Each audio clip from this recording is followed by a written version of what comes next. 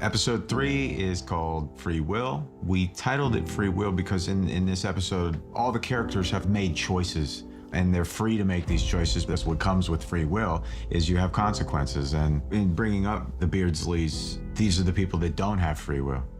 You have indentured servants, and you have a wife who can't go anywhere. She's enslaved by her husband. And so I like the balance between the two. You have a group of men making free choices, what they can do, and then you have these boys and a woman who have no say-so in their life. There's something very strange about this place, Jamie.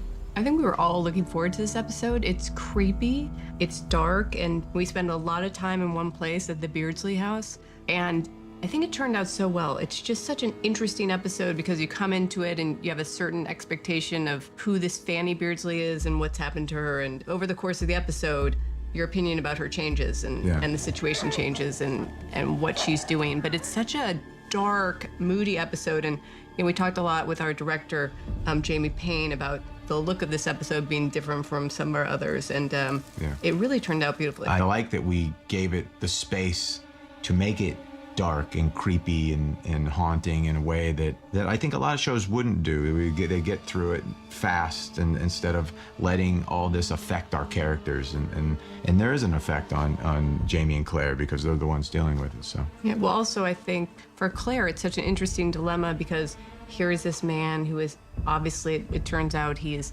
abused his wife, but she has to treat him, and it's like, at what point as a doctor do you your Hippocratic oath has to kick in, obviously, but, it's very hard for them. And what do they do with this man? As a doctor, I can't walk away, but I'm not sure you owe him anything.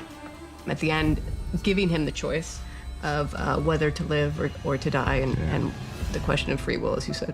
And I think an episode like this, where you show the harsh realities of the time, and how people are treated in the time, how women are treated, how kids are treated, how tough it can be. We have to show some of the struggles that people go through just to survive. I think we do it in a way where you're showing people butchering food that they have, and then they're out in the fields, and this is day-to-day existence. Going to the restroom is, it's out in the back. It's, it's not fun. So when Claire is thinking about this, it's weighing on her because Roger and Bree are back here because of her.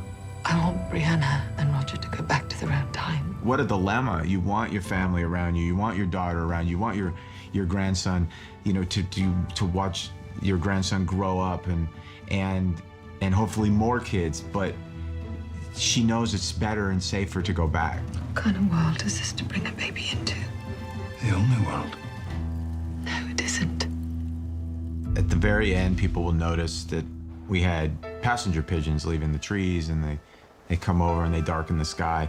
And this is something that caught my attention in doing the research during the time, of all the things that used to be. There are billions and billions of passenger pigeons that used to be in the United States, and now there isn't even a single one. And so, of course, through the course of the season, we'll show some things that used to be that are obviously our great visual effects team has created for us, because we didn't have a live passenger pigeon, so we just created a billion visual effects ones.